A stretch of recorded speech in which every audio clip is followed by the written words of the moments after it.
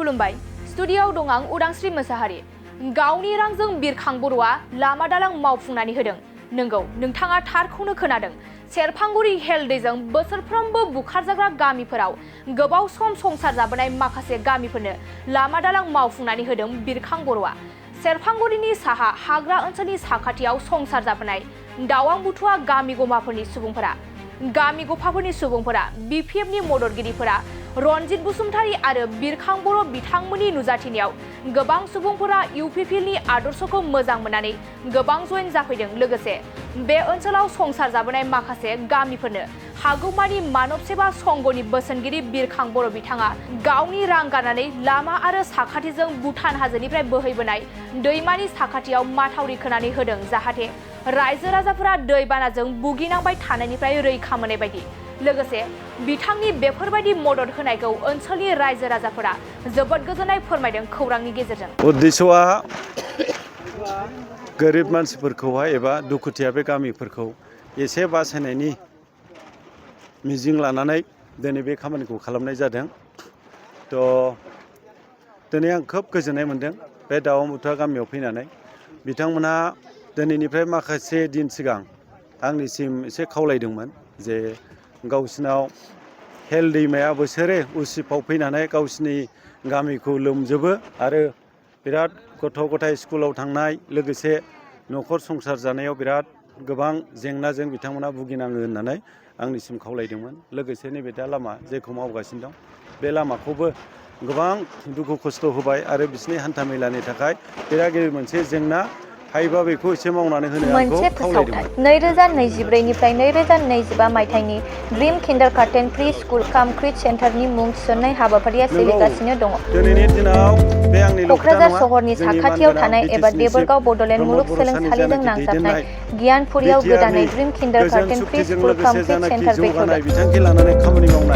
जायफोर बिमा बिफाफोरा सानसेथोलो गाव गावनि उन्दै गथ'फोरखौ नोजोर खालामस्लाबनो हाया एबा साख्रि बाख्रिफोराव बेस्थ' जानानै थायो, बैसोर बिमा बिफाफोरा गावनि उन्दै गथ'फोरखौ गियान होनायजों लोगोसे 2 बोसोरनिफ्राय 5 बोसोरनि गथ'फोरखौ बे ड्रिम किन्डारगार्टेन प्रि स्कुल काम क्रिट सेन्टाराव सोलोंथाइ होनो हागोन।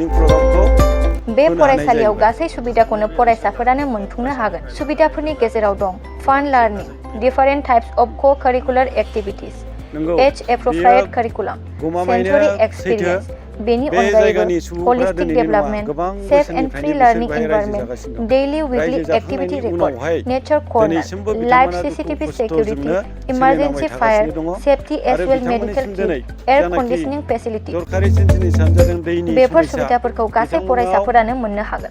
बेनि अनगायैबो नोंथाङा गोबां बाथ्रा मिथिनो थाखाय नैबे 8634845487 एबा 9101156459 जानबुं नाम्बाराव फन खालामनानै खौरां लाहरनो हागोन। दैज्लां बोथोराव दैया नांगौ बायदि थाया, मेसें बोथोराव बालाबारि बिथांमोना नांगौ बायदि मावनानै जानो हाया।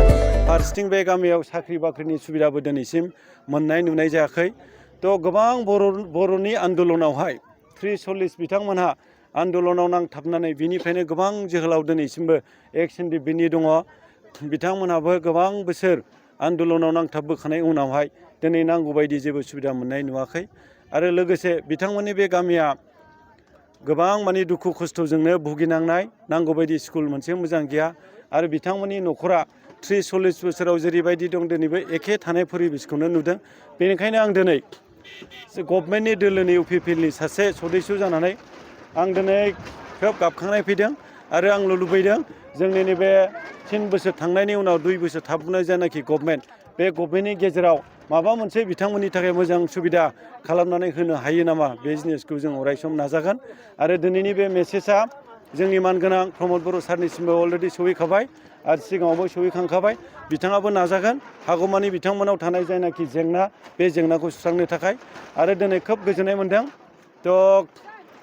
हेलजों जानाखि बुग्लाबसारजानाय जानाखि बिथांमोननि जानाखि प्रटेक्सन वार एबा बान्दो वार, बे बान्दोनि खामानिखौ दिनै एसेबाबो मावनानै आपातत प्रटेक्सन होनो हाथ'बाय।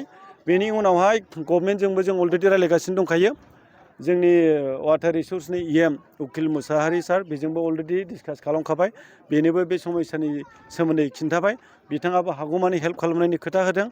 आरो लोगोसे जोंनि बिटिआर सरकारनिफ्रायबो जेरै हायो बिथांमोनखौ हेफाजाब होनो थाखाय जोङो हागौमानि नाजागोन आरो सरकारनिसिम बेखौ आं दिनै इउपिपिएलनि सासे सदस्यबाबो आङो गभर्नमेन्टनिसिम बे जिनिसखौनो मेसेज हरगोन। दिनै जोंना फेरेंगा साराबो अलरेडि फैबाय नुलांखाबाय बिथाङाबो नाजागोन आरो दिनैनिफ्राय बे गामिया जोंनि इउपिपिएलाव गोबां मानसि दिनै जयेन जाखांनायनि उनावहाय दिनै बे गामियाव मोनसे रंजानाय मोजां मोननाय जानाखि परिबेस फैदों बे परिबेसखौ पाब्लिकफोरनिफ्राय जोङो मोननो हायो आरो पाब्लिकफोरजों जों दहायनिफ्राय रायलायदों नोंथांमोनहाबो रायलायबाय बे मोजां परिबेसा जाहाथे बे जायगायाव थाबाय थायो आरो उन्नतिनि लामाजों बिथांमोनहा गोख्रैनो आवगायलांनो हायो बे जिनिसखौनो आङो दिनै आसा खालामबाय आरो गभर्नमेन्टनिसिमबो मेसेजबो हरबाय। लोगोसे बे गामिनि जानाखि दावहारुफोर दं बेहाय गोबां एक्स एनडिबिनि बिथांमोन दं बिथांमोननि संस्थाफोरनि थाखायबो इमिडियेट जोंनि सरकारनिफ्राय माबा मोनसे लाजागोन आं बेखौ आसा खालामो। थ' बेखिनिखौनो आं दिनै सुंद'बै बुंनाय जाबाय। नोंथांमोननि नैबे ओनसोला जोबोद गोग्लैसोनाय ओनसोल नोंथांमोननि गोग्लैसोनाय ओनसोलखौ नुनानै जे ओनसोलनि सासे जाथि हारि अनफावरि जे बिरखां बर' बिथाङा गावनि माखासे रां खरस गारनानै लामा बा बान्दो बानायना होफुंदों माबायदि गोजोननाय मोन्दों नोंथांमोनहा दिनै रायजो राजाहा? जोबोर गोजोननाय मोन्दों मानो होनबा बे लामाखौ जोंनो नांखागौमोन बेमार आजार जायोबा जों जोबोद खस्थ' खालामनानै थांनांगौ जायोमोन दा लामाखौ मोजां खालामनानै थाब खालामनानै होयोबा दा जानायाथ' जाखासिगोन नालाय थाब खालामनानै थाबैनो खालामबा जों जोबोद गोजोननाय मोन्दों आरो दा लामा फैनायनि थाखाय सारखौहाय साबायखर होदों। सिगां समाव बे ओनसोला दैजों भुगिनांगौ गोनां जायोमोन नामा? जायोमोन दैज्लां बोथोरावबो जा बुरजा दै फैयोमोन ओमफ्राय दा मा दै बे साखाथिनि दैया? हेल दै होनो बेखौ ओमफ्राय दा मोजां मोन्दों आरो दा ओरैहायबो हेलाबो खुरखागासिनो दङ दा सारा बेखौ आखायाव लादों बेखौ जोबोद मोजां मोन्दों। सार नाम बर' सारखौ होनदों बिरखां बर' सार। दा दैयाबो जोंना जि खस्थ' जायो दा जि खस्थ' सेरनानै जों जायो दा गिलान गिलानहाय साइकेलाव दै रोगानानै जों जायो दा दैनि प्रब्लेम मेसें बोथोरबाथाय दैनि प्रब्लेम ओमफ्राय दैज्लां बोथोरबाथाय दैया जि बाना जायोमोन दैखौ हाखौबो खुरखालाजोबो दा बिनि थाखाय सारा आखायाव लादों आरो दा जों जोबोद मोजां मोन्दों गोजोननाय मोन्दों रायजो राजाफ्राबो।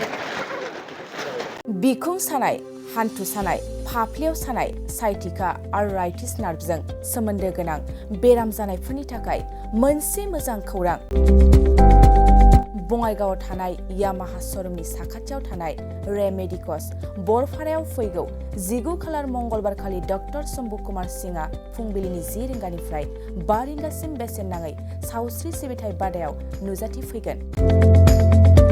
बेवहाय गाहायै बिखुं सानाय हान्थु सानाय फाफ्लियाव सानाय साइटिका आर्थराइटिस नार्भजों सोमोन्दो गोनां बेराम आरो गासैबो रोखोमनि बेमारफोरखौ बेवहाय फाहामनाय जायो।